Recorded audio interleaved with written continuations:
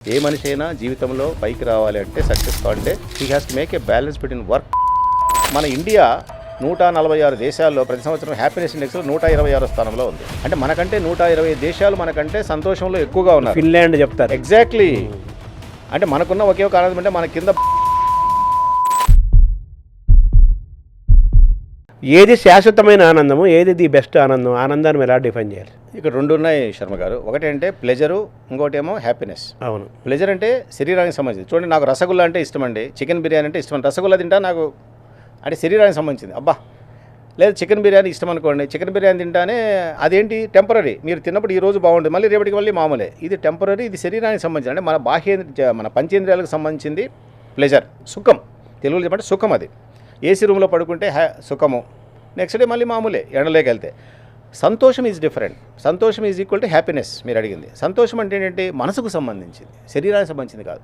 For example, 10 సంవత్సరాలు పిల్లలు పుట్టలేదు, అన్ని చోట్లకి వెళ్ళారు, ఇన్ఫెర్టిలిటీ సెంటర్స్కి వెళ్ళారు, గుళ్ళకి వెళ్ళారు, 5 వ్రతాలు చేశారు, పుట్టారు. 10 ఏళ్ళ తర్వాత ఒక పాప పుడుతుంది. అది లైఫ్ లాంగ్ ఉండే సంతోషం. ఇది ఒక రోజులో పోదు కదా. ఆ పాప చూసి డెవలప్ అయ్యే కొద్దీ ఆ తల్లిదండ్రులకు ఉన్న అది సంతోషం. ఆనందము సంతోషం ఒకటి, సుఖం వేరు. సుఖం is for body, this is సంతోషం ఈజ్ ఫర్ మనసు. అల్టిమేట్గా సంతోషం ఈజ్ మోర్ ఇంపార్టెంట్. అయితే ఇంకోటి ఇక్కడ నేను చాలా చోట్ల చెప్తూ ఉంటాను నా టాక్స్లో కూడా, కెన్ మనీ బై హ్యాపీనెస్ అని. డబ్బులున్న వాళ్ళందరూ హ్యాపీగా ఉన్నారా ఈ ప్రపంచంలో? లేరు. మనందరికీ తెలుసు, కొంతమంది కోటీశ్వర్లు పెద్ద పెద్ద వాళ్ళు ఉన్నారు, కానీ వాళ్ళ పర్సనల్ లైఫ్స్లోకి అంటే బయటికి తెలియదు, కానీ వాళ్ళ పర్సనల్ మా దగ్గర ప్రాక్టీస్లో వస్తుంటే మాకు తెలుస్తుంది. వాళ్ళ కుటుంబ జీవితాల్లో, వ్యక్తిగత జీవితాల్లో ఆనందము సంతోషం చాలా తక్కువగా ఉంటుంది చాలామందిలో. దాని మధ్య ప్రతి సంవత్సరం ఒక సర్వే కూడా చేస్తారు ఇంటర్నేషనల్గా. మన ఇండియా 146 దేశాల్లో ప్రతి సంవత్సరం హ్యాపీనెస్ ఇండెక్స్లో 126 స్థానంలో ఉంది. అంటే మనకంటే 120 దేశాలు మనకంటే సంతోషంలో ఎక్కువగా ఉన్నారు. ఫిన్లాండ్ చెప్తారు. ఎగ్జాక్ట్లీ. అంటే మనకున్న ఒకే ఒక ఆనందం అంటే మన కింద బంగ్లాదేశ్, ఆఫ్ఘనిస్తాన్ ఉన్నాయి.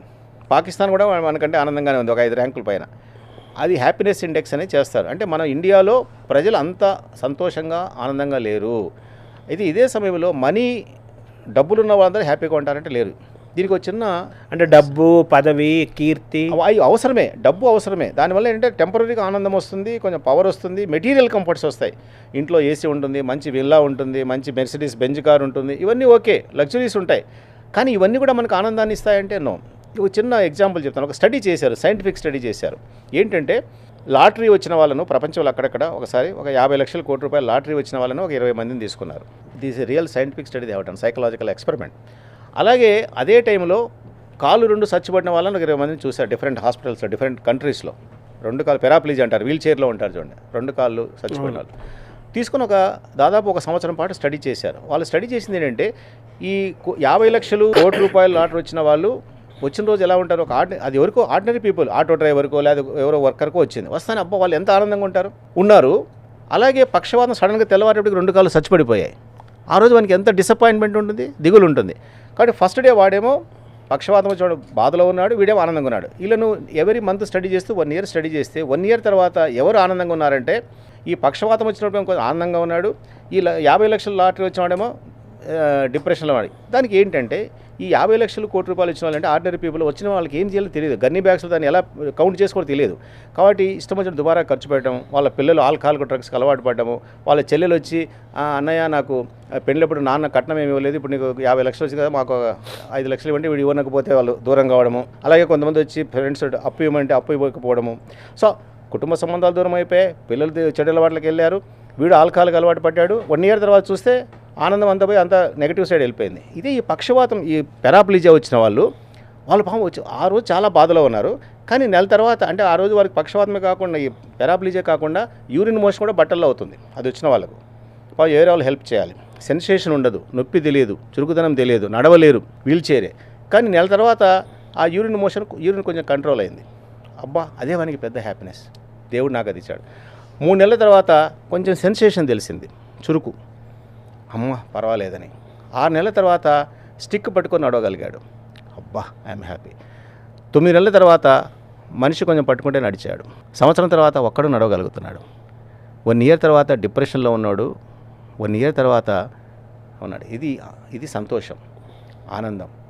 అంటే మనీ ఎలా వారిని పాడు చేసిందో, ఎలా ఉన్న ఆనందాన్ని పోగొట్టిందో, ఇక్కడేమో జబ్బు చేసి బాధపడి డిప్రెషన్లోడు ఎలా వచ్చాడు అనేదానికి ఇది. కాబట్టి మనీ కెనాట్ బై హ్యాపీనెస్ అనేదానికి ఇది ఒక చిన్న ఎక్స్పెరిమెంట్ చేశారు. అంటే డబ్బు కానీ, పదవి కానీ, కీర్తి కానీ, వయస్సు కానీ, అందం కానీ, లేకపోతే మనకుండే ఒక బలం కానీ, ఇవేవి కూడా శాశ్వతమైన ఆనందాన్ని ఇచ్చేవి కాదు కదా. కీర్తి ప్రతిష్టలు వస్తాయి, అవన్నీ అవసరమే.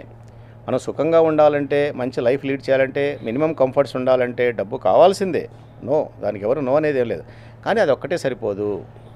ఇవన్నీ ఉంటేనే అది అల్టిమేట్ హ్యాపీనెస్.